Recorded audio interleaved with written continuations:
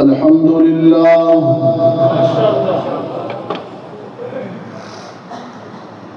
الحمد لله وحده والصلاة والسلام على من لا نبي بعده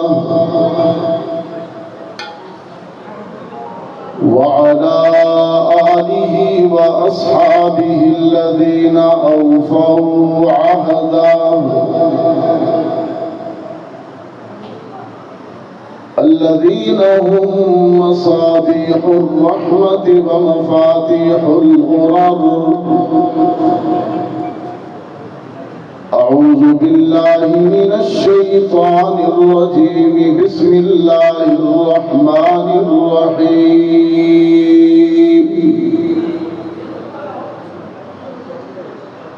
كتاب أنزلناه إليك مبارك ليدبروا آياته وليتذكر أولو الألباب.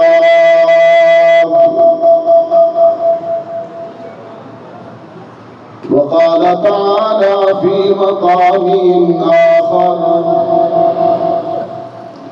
إنا نحن نزلنا الذكر وإنا له لحافظون. صدق الله العظيم. وقال صاحب القرآن صلى الله عليه وسلم: فضل القرآن على سائر الكلام كفضل الرحمن على الخلق.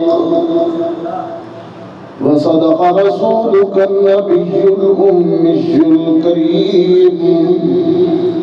ونحن على ذلك لمن الشاهدين والشاكرين والحمد لله رب العالمين. یہی ہے وہ کتاب حق جسے قرآن کہتے ہیں، اسے فرقان کہتے ہیں، اسے برہان کہتے ہیں۔ تعارف یہ کراتی ہے خداوند تعالیٰ کا، فرشتوں کا، کتابوں کا، حبیب حق تعالیٰ کا۔ نہ کچھ تحریف کا خطرہ، نہ خدشہ کچھ خیانت کا۔ خدائے پاک خود ضامن ہے اس کی حفاظت کا۔ اسی نے بھید کھولا ہے نبوت کا، خلافت کا۔ اسی نے راز بتلایا ہے قوموں کی امامت کا۔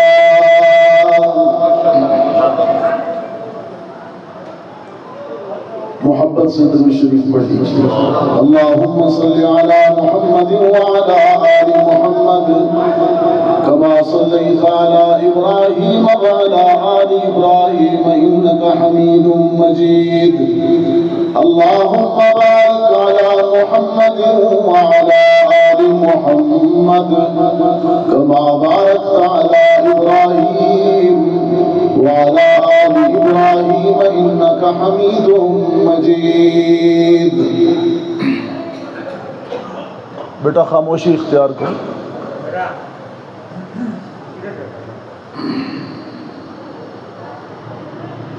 واجب التکریم میزبان معظم حضرت مولانا سیف الرحمان صاحب دامت فیضہ، حضرات علماء اکرام،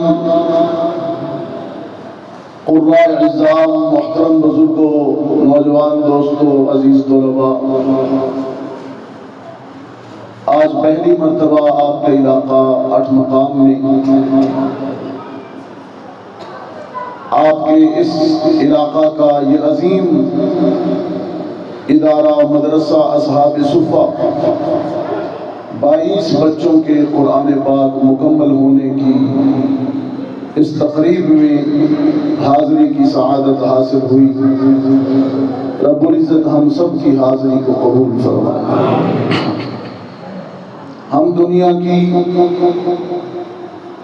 وہ خوش قسمت قوم ہیں، امت اور ملت ہیں کہ جن کے پاس اللہ کا کلام اصلی حالت میں آج بھی موجود ہے۔ یہ اعزاز تورات والوں کو نصیب نہیں، یہ اعزاز انجیل والوں کو بھی نصیب نہیں۔ وہ نہ صرف کتابیں بدل گئیں بلکہ وہ زبانیں ہی نہ رہیں جن زبانوں میں وہ کتابیں اتریں۔ اب تو وہ سارے تحریف شدہ ترجمے ہیں جو لیے پھرتے۔ یہ اعزاز میرا ہے اور آپ کا ہے کہ یہاں 8 مقام کے مدرسہ صحاب صفہ میں اس دور دراز پہاڑی علاقے میں بھی مدینے اور مکے میں نازل ہونے والا، قلب محمد پر اترنے والا، جبریل کے ذریعے آنے والا قرآن ان بچوں نے پڑھا۔ یہ وہ اعزاز ہے، یہ وہ اعجاز ہے، اعزاز بھی ہے، اعجاز بھی ہے جو صرف اس امت کو نصیب ہے۔ اس پر اللہ کا شکر ادا کرنا چاہیے۔ سب کہیں الحمدللہ۔ شکر صرف الحمدللہ کہنے سے ادا نہیں ہوتا، بلکہ علماء نے لکھا ہے قرآن جیسی عظیم نعمت ہمیں ملی ہے جو محفوظ بھی ہے، بدلی نہیں ہے، تحریف نہیں ہوئی ہے، اس کی حفاظت اللہ نے دی ہے، تو اس کا شکر ادا کرنے کے 5 طریقے ہیں۔ کتنے طریقے؟ قرآن کا شکر ادا کریں۔ اس کے کتنے طریقے؟ سب سے پہلا طریقہ یہ ہے کہ ایمان لائیں کہ یہ اللہ کی کتاب ہے۔ شکر ادا کر پہلا ہمارا ایمان ہے، یقین ہے کہ یہ اللہ کی کتاب ہے۔ اور دوسرا پہلو یہ ہے اس میں کہ اس کی تلاوت کرنا، اس کو کما حقہ پڑھنا، یہ سیکھا جائے۔ اور تیسرا شکر ادا کرنے کا اور اس کا حق یہ ہے کہ اس کو سمجھا جائے۔ پڑھتے تو ہم سب ہیں، ساری زندگی پڑھتے ہی رہتے ہیں، کبھی کوشش نہیں کرتے کہ اسے سمجھا بھی جائے۔ ٹھیک ہے، اس بات پر پوری امت متفق ہے کہ بغیر سمجھے بھی اجر و ثواب ملتا ہے، لیکن آیا تو یہ للذکر تھا نا، وَلَقَدْ يَسَّرْنَا الْقُرْآنَ لِلذِّکْرِ۔ ہم نے یہ نصیحت کے لیے، نصیحت تب ہی لیں گے نا جب وہ سمجھ آئے گا، تو یہ نصیحت کے لیے ہے، یاد دہانی کے لیے ہے۔ اور تیسرا حق یہ ہے کہ اس پہ عمل کیا جائے، اور 5واں حق یہ ہے کہ اسے دوسروں تک پہنچایا جائے، تبلیغی کام میں جڑا جائے۔ یہ مدارس سارے تبلیغ کے ہی مراکز ہیں، قرآن کی تبلیغ کے مراکز ہیں یہ سارے کے سارے مدارس۔ آپ اپنے بچوں کو، ہمارے یہ بچے ماشاءاللہ 22 بچے قرآن پاک کے حافظ ہوئے، اگر آپ اپنے بچوں کو قرآن پڑھائیں گے تو بچوں کے عقیدے بھی ٹھیک رہیں گے۔ بہت بڑی بات کر رہا ہوں، سادہ لفظوں کے اندر آپ اپنی نسلوں کو، اپنی اولادوں کو اگر قرآن پڑھائیں گے، سب سے پہلا فائدہ یہ ہوگا کہ ان کے عقیدے ٹھیک رہیں گے، وہ توحید میں شرک کی ملاوٹ نہیں کریں گے، وہ سنت میں بدعت کی ملاوٹ نہیں کریں گے، وہ ختم نبوت میں محمد کے وفادار رہیں گے، وہ صحابہ و اہل بیت کے سچے جانثار رہیں گے، اور سب سے بڑی بات یہ ہے کہ وہ آپ کے وفادار رہیں گے۔ بچے قرآن پڑھیں گے تو والدین کے وفادار، اور اس سے بھی بڑی بات کہہ دوں کہ بچے ملک کے بھی وفادار رہیں گے۔ پاکستان کے جس ملک، اسلامی ملک کا کوئی فرد ہے، اگر قرآن پڑھے گا وطن کا وہ وفادار، غدار نہیں ہوگا۔ اس وقت افواج پاکستان کا جو فیلڈ مارشل ہے، قرآن کریم کا حافظ سید عاصم منیر، قرآن اس کے سینے میں ہے، ملک و ملت کا اتنا وفادار ہے کہ اس کی پلاننگ اور منصوبہ بندی کی وجہ سے چند گھنٹوں میں گائے کا پیشاب پینے والوں کو ان کی اوقات یاد دلا، سبحان اللہ، چند گھنٹوں کے اندر۔ تو قرآن پڑھیے، آپ کے بچے وطن کے بھی وفادار رہیں گے، آپ کے بچے آپ کے بھی آپ کے ورنہ حالات یہ ہیں جنہوں نے اپنے بچوں کو قرآن نہیں پڑھایا۔ بیٹا کویت سے آیا، منڈی بہاؤالدین میں ایک بیٹا تھا اکلوتا، باپ کو کہتا ہے وہ جو 2 کروڑ کی زمین بیچی ہے آدھا 1 کروڑ مجھے دو۔ باپ نے کہا بچہ وہ تجھے میں نے جو بیچی ہے وہ اپنے سلسلے پہ بیچی ہے، میں اس سے اور زمین میرا ایک منصوبہ ہے، میں نے تو اس لیے بیچ دی۔ وہ کہتا نہیں، وراثت میں جو میرا حصہ ہے وہ دو۔ باپ جاگیردار بھی تھا لیکن دیندار بھی تھا۔ اس نے کہا بچے پیو دی جڑی ابے دی جڑی وراثت ہوندی ہے نا وہ مرن تو بعد ہوندی ہے، زندگی چ وراثت نہیں ہوندی۔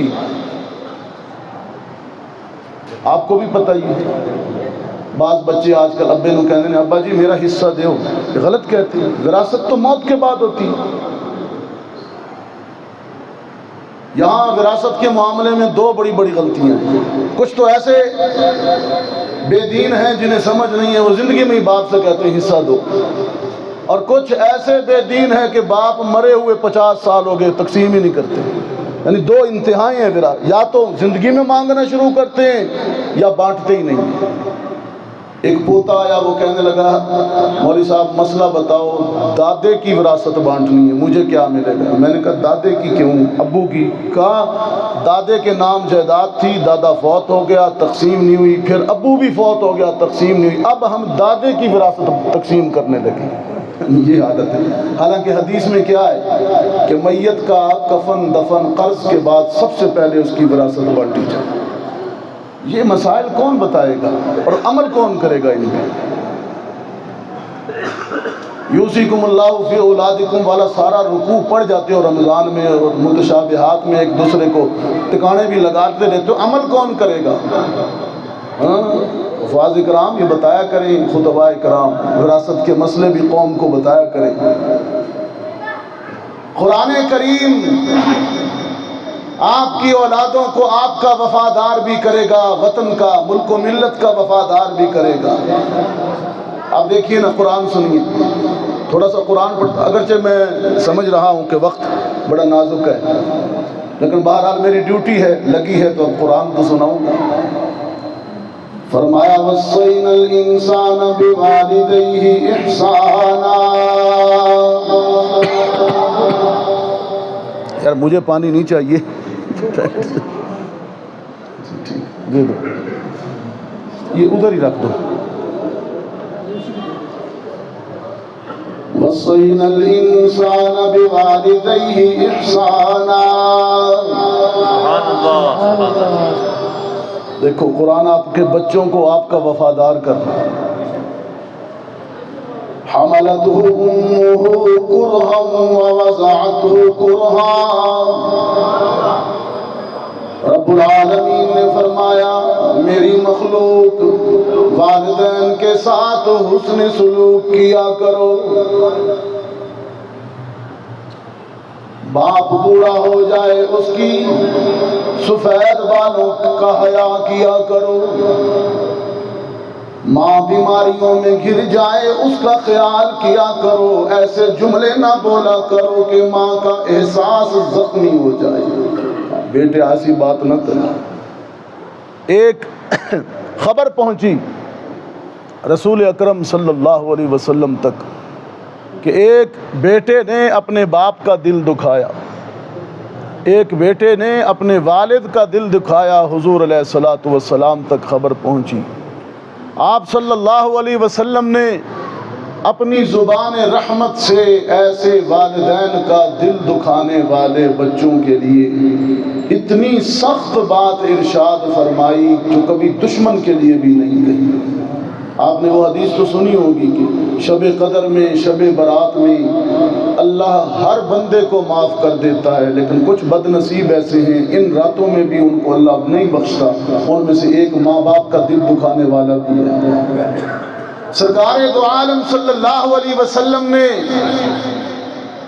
اپنی مجلس میں اپنے صحابہ کے سامنے ایک دن ایک بات ارشاد فرمائی اور 3 مرتبہ فرمائی کہ رغم انفہ ثم رغم انفہ ثم رغم انفہ، وہ بد نصیب اس کا ناک کٹ جائے، اس بیٹے کا، وہ رسوا ہو جائے۔ قیل من یا رسول اللہ، اللہ کے رسول یہ اتنی سخت بات کس کے لیے ارشاد فرما رہے ہیں؟ ایک معتبر نے اس حدیث کو منظوم کیا۔ حدیث آپ کو سناتا ہوں، عمل کی نیت سے، اماں ابا کو راضی رکھنے کی نیت سے سنیں۔ راضی رکھیں گے نا جی امی ابو کو انشاءاللہ؟ جن کے زندہ ہیں وہ ہاتھ کھڑا کریں، ہم وعدہ کرتے ہیں کہ ماں باپ کو راضی رکھیں گے۔ اگر ناراض کیا ہوا ہے تو آج ہی شام کو جا کے منانا ہے، ان کے پاؤں پکڑنے ہیں۔ اماں ابا کو ناراض نہیں کرنا۔ ان مجلسوں میں آ کے بیٹھو، آ کے قرآن بھی سنو، حدیث بھی سنو، اور ماں تم سے ناراض ہو، کیا فائدہ پھر؟ ایک حدیث ہے کہ ایک دن حلقہ اصحاب میں نبی نے یہ لفظ دہرائے 3 بار کہ ناک اس کی کٹ گئی۔ اصحاب نے یہ عرض کی کہ وہ بدبخت کون ہے، توقیر جس کی حضرت باری میں گھٹ گئی۔ ارشاد یوں ہوا کہ وہ فرزند ناخلف، گھر جس کے جنت آئی اور آ کے پلٹ گئی۔ ماں باپ کا بڑھاپے میں جس کو نہیں خیال، اس بد نصیب بیٹے کی قسمت اجڑ گئی۔ والدین کا خیال کرنا اور بوڑھی اماں کا تو زیادہ خیال کرنا۔ 3 خدمتیں ایسی ہیں جو باپ نہیں کرتا، صرف ماں کرتی ہے۔ اس لیے رحمت عالم نے فرمایا ماں کا تو باپ سے بھی زیادہ خیال کرنا۔ 9 مہینے تک اپنے شکم میں اٹھاتی ہے، پھر ولادت اور زچگی کی تکلیف سہتی ہے، پھر 2 سال تک اپنا وجود گھول گھول کر پلاتی ہے۔ میں نے تو دیکھا رب کائنات عرش بری پر جب ماں اپنے بچے سے پیار کرتی ہے، رب بھی ماں کے پیار کی قدر کرتا ہے۔ یقین جانیے وہ قدر کرتا۔ پہاڑوں میں رہنے والوں، ایک ماں اپنے پیاسے بیٹے کے لیے پانی کی تلاش میں پہاڑوں پر دوڑ رہی ہے، کبھی صفا پر کبھی مروہ پر، پہاڑوں پر دوڑ رہی ہے۔ اسماعیل شدت پیاس سے چیخ رہا ہے اور ہاجرہ پانی کی تلاش میں دوڑ رہی ہے۔ میں نے کہا تڑپتا ہے کوئی بیٹا تو ماں کا دم نکلتا ہے، تڑپتا ہے کوئی بیٹا تو ماں کا دم نکلتا ہے، مگر جب ماں تڑپتی ہے تو پھر زمزم نکلتا ہے۔ رب العالمین نے فرمایا ہاجرہ پانی کا مسئلہ نہیں ہے، پانی کی بات نہیں ہے، پانی تو ہم نے تیرے لخت جگر کے قدموں میں نکال دیا ہے، لیکن بیٹے کی محبت میں تو جو دیوانہ وار پہاڑوں پر دوڑی ہے، تیرا دوڑنا مجھے اتنا اچھا لگا، اتنا پسند آیا کہ میں قیامت تک کے لیے تیری دوڑ کو عبادت بنا رہا ہوں۔ اور 8 مقام والوں، نسوانی دنیا کے 2 رشتے ایسے ہیں جن کے احترام میں محمد کھڑے ہوئے، جن کے احترام میں ایک رشتہ تو رات میں نے بتایا اور دوسرا رہ گیا تھا، وہ یہاں بتا دیتا۔ لیکن جو وہاں نہیں تھے ان کے لیے جلدی سے خلاصہ بھی عرض کر دیتا ہوں. پہلے کا سرکار دو عالم صلی اللہ علیہ وسلم کی سگی ماں تو بچپن میں فوت ہو گئی، لیکن 4 سال تک حلیمہ کے زیر تربیت رہے. حلیمہ رضائی ماں بنی محمد کی. پھر 4 سال بعد جدا ہوئے. پھر 55 سال بعد جب رحمت عالم کی اپنی عمر 60 برس 55 سال بعد پھر ملاقات ہوئی. نگاہ نبوت نے دیکھا ایک بڑھیا آ رہی ہے کمر جھکی ہوئی. رحمت عالم کی نظروں نے پہچان لیا یہ تو اماں حلیمہ آ رہی ہے. فرط احترام میں فرط محبت میں محمد کھڑے ہوئے. ماں کے لیے محمد کھڑے ہوئے. اپنے کندھے سے چادر اتاری زمین پر بچھائی. محبت سے ماں کو اپنی چادر پر بٹھایا. دودھ کا پیالہ منگوایا. کھجور اور شہد سے دودھ کو میٹھا کیا. نبیذ تمر بنایا. پھر نبوت والے دونوں ہاتھوں سے اپنی ماں کے لبوں سے لگا دیا. پیجیے اسوہ محمد کا. ماں آئی ہے محمد کھڑے ہو گئے ہیں. 2 رشتے ایسے ہیں جن کے لیے محمد کھڑے ہوئے. ماں بیٹے تھے تو ماں کے لیے کھڑے ہوئے. بیٹے تھے تو ماں کے لیے کھڑے ہوئے. اور جب باپ بنے تو بیٹی فاطمہ کے لیے کھڑے ہوئے. دوسرا رشتہ بیٹی کا.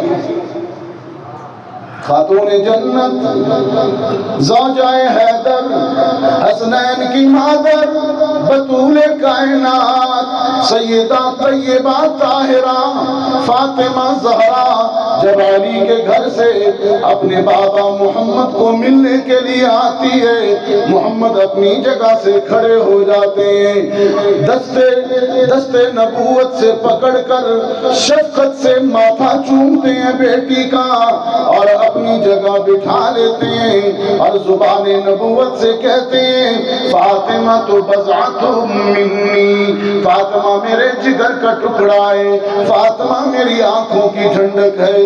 8 مقام والو دیکھو نا محمد نے بیٹی کو عزت کے آسمان پر بٹھا دیا ہے. عزت کے آسمان. اس لیے میں کہا کرتا ہوں بیٹی کا احترام کیا کرو. بیٹی کی ولادت سے ناخوش نہ ہوا کرو. بیٹی کو بوجھ نہ سمجھا کرو. بیٹی کو حق سے محروم نہ کیا کرو. یہ تو باپ کے گھر میں تھوڑی دیر کے لیے رکی ہوئی مسافریں مہاجر ہیں ہجرت کر جائیں گی. اپنے حصے کا رزق تھوڑی دیر کے لیے باپ کے گھر میں چگتی ہیں اور پھر شادی کو نکاح کو امر ربی سمجھ کر حکم ربی سمجھ کر بیٹیاں باپ کا آنگن بھی چھوڑ دیتی ہیں. ماں کی محبت بھی چھوڑ دیتی ہیں. بہن بھائیوں کا تعلق بھی چھوڑ دیتی ہیں. وطن کی گلیاں بھی چھوڑ دیتی ہیں. پردیس کو دیس بنا لیتی ہیں. ایک اجنبی کو اپنا شریک حیات مان کر ساری زندگی اس کے ساتھ گزار دیتی ہیں. لیکن سسرال میں جا کر بھی پردیس میں جا کر بھی بیٹی باپ کو نہیں بھولتی. ماں کو نہیں بھولتی. مصلی بچھا کر دونوں ہاتھ اٹھا کر وہاں پردیس میں دعائیں کرتی ہیں خدا بندہ میرے باپ کو صحت دینا میری ماں کو لمبی عمر دینا. 8 مقام والو خدا نہ خواستہ ماں مر جائے اس کی تو دنیا اجڑ جاتی ہے. باپ مر جائے اس پہ زلزلے ٹوٹ پڑتے ہیں. اس کی بادشاہت ختم ہو جاتی ہے. پھر زمانے والوں سے چھپ چھپ کر آنسو بہاتی ہے اور کہتی ہے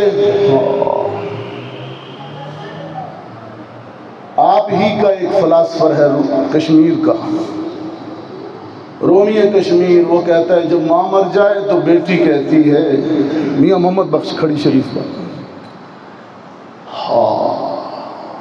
وہ کہتی ہے کہ دکھا میں نو مار مکایا مکہ میاں محمد بخش کبھی پڑھ لیا کرو بزرگوں کو بھی. دکھا مینو مار مکایا تے سکھاں دائے کال نمائے جندڑی میں تو نبھدی نہیں ایک واری پھر تو پال نمائے. باپ کو یاد کرتی ہے آنسو بہاتی ہے بیٹی. کائنات کی سب سے عظیم بیٹی کائنات کے سب سے عظیم باپ کی میت پہ آئی ہے 12 ربیع الاول کو. یہ منظر بھی ہے حدیثوں میں ہے. سیدہ عائشہ فرماتی ہیں 12 ربیع الاول کو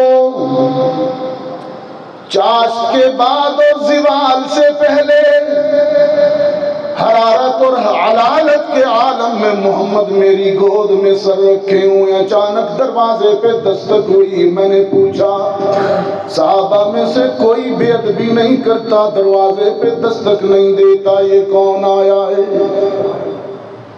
سرکار دو عالم صلی اللہ علیہ وسلم نے فرمایا عائشہ یہ تیرے سرتاج کا مقام ہے تیرے شوہر کی بلندی ہے. آنے والا تو آدم سے لے کر قیامت تک آنے والے کسی انسان کے دروازے پہ دستک دے کر اجازت نہیں مانگتا. یہ تو تیرے شوہر کی عظمت ہے دستک دے رہا ہے. اور ہاتھ اٹھا کر اجازت دیتے ہوئے فرمایا اللہم بالرفیق الاعلی. خدا بندہ تیرے جوار رحمت میں جانا چاہتا ہوں. جناب اسرائیل دروازہ پار کر کے سرہانے آئے اور کیا کہتے ہیں 8 مقام والوں فرماتے ہیں یا ایتھا النفس المطمئنہ ارجعی الی ربک راضیۃ مرضیہ. سیدہ عائشہ فرماتی ہیں اچانک سر وزنی ہو گیا. میں سمجھ گئی وہ لمحہ طاری ہو گیا. مدینے میں خبر پھیل گئی. بات میں بیٹی کی کرنا. سیدہ فاطمہ زہرا تک خبر پہنچی ہے. فاطمہ زہرا بھی چادر اوڑھ کر آئی ہیں. سرہانے کھڑے ہو کر کہتی ہیں یا ابتا. یہ سن لیجئے جو میں نے کہا نا بیٹیوں کے لیے باپ کی زندگی ہی بادشاہت ہوتی ہے. کائنات کی سب سے عظیم بیٹی کیا کہتی ہے. میں ہمت نہیں پا رہا ہوں اس عنوان کو اٹھانے کی لیکن بہرحال چونکہ بیٹی کا معاملہ آیا. یا ابتا اجاب رب الدعاء الى جبریل ننا جنت الفردوس مأوا صبت علی مصائب لو انہا صبت علی الایام سرنا لیالیا. ابا جان آپ تو دنیا چھوڑ کر دنیا سے بھی اعلیٰ زندگی پا گئے حیات پا گئے. آپ تو اعلیٰ حیات النبی کے حامل ہو گئے لیکن ظاہری جدائی نے ظاہری پردے نے بیٹی کو کتنا غمگین کیا. یہ کوئی فاطمہ سے پوچھے. میرے دکھوں کا ہلکا ساتھ اگر چمکتے ہوئے سورج پہ ڈال دیا جائے تو وہ بھی بے نور ہو جائے. یہ خیال کیجئے بیٹیوں کا ماں کا اور بیٹی کا. یہ 2 رشتے ایسے ہیں جن کے لیے محمد کھڑے ہیں. یہاں کہا کرتا ہوں اپنی بیٹی کا بھی خیال کیجئے. یہ سیرت ہے یہ میسج ہے. اپنی بیٹی کا بھی خیال کیجئے اور اس بیٹی کا بھی خیال کیجئے جو دوسرے کے گھر میں تیری بہو بن کے آئی ہے، تیری بھابھی یا بیوی بن کے آئی، وہ بھی بیٹی ہے، تانے نہ دیا کیجئے۔ یہ پہلو بھول گیا ہمیں سیرت کا۔ زندگی حرام نہ کیجئے آنے والی بیٹی کی۔ کوئی کہتا ہے باپ نے کیا دیا ہے، کوئی کہتا ہے کیا لائی ہو باپ سے، اس نے جگر کا ٹکڑا دیا۔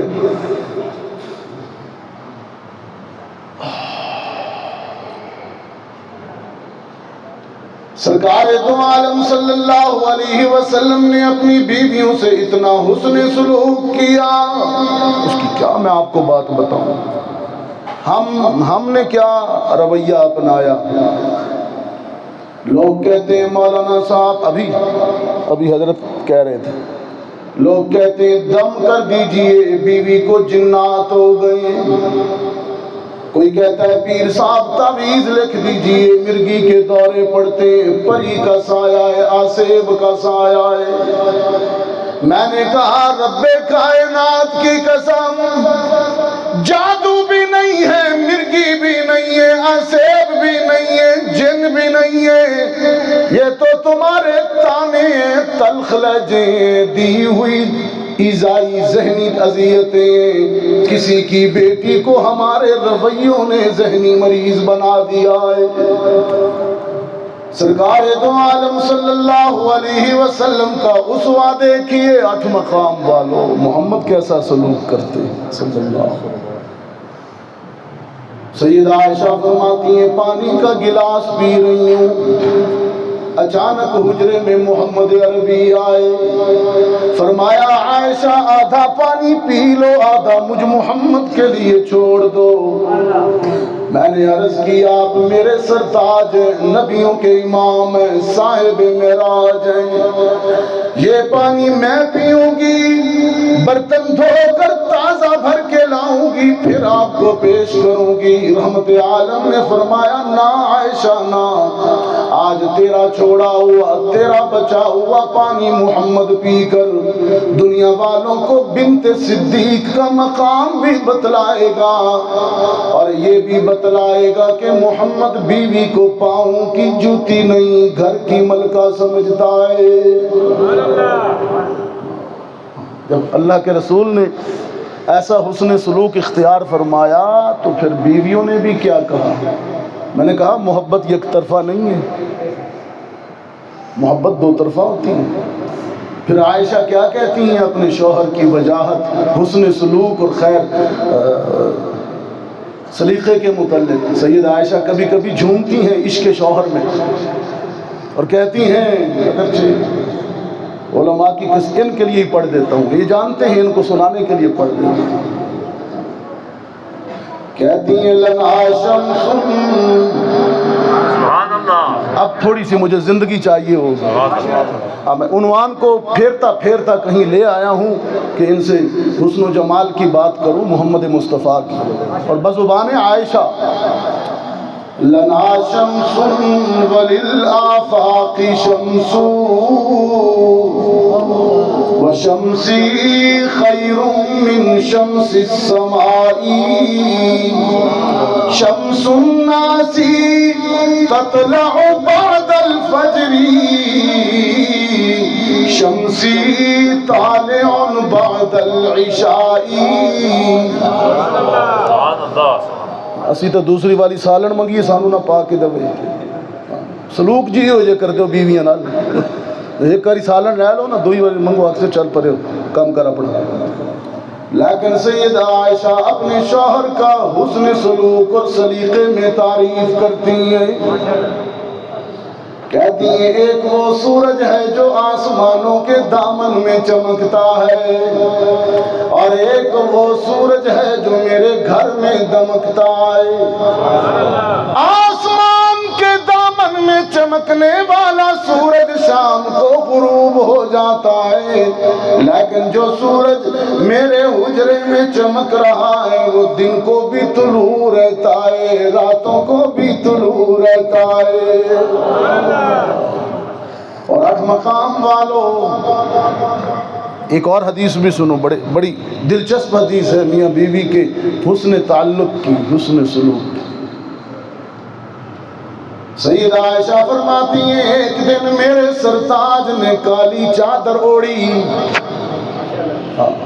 کالی کملی والا، اور کالی چادر اوڑھ کر میرے سامنے آ کھڑے ہوئے اور مجھ سے پوچھنے لگے کیف ترانی یا عائشہ، عائشہ کالی چادر میں محمد کیسا لگ رہا ہوں۔ آگے بھی تو عائشہ تھی، عرض کرنے لگی اللہ کے رسول چادر کی سیاہی نے چہرے کی سفیدی کو اور بھی اجلا کر دیا ہے۔ خشک صفی ہو۔ میں نے کہا یہ مکھڑے کی تجلی، یہ بیاض گردن،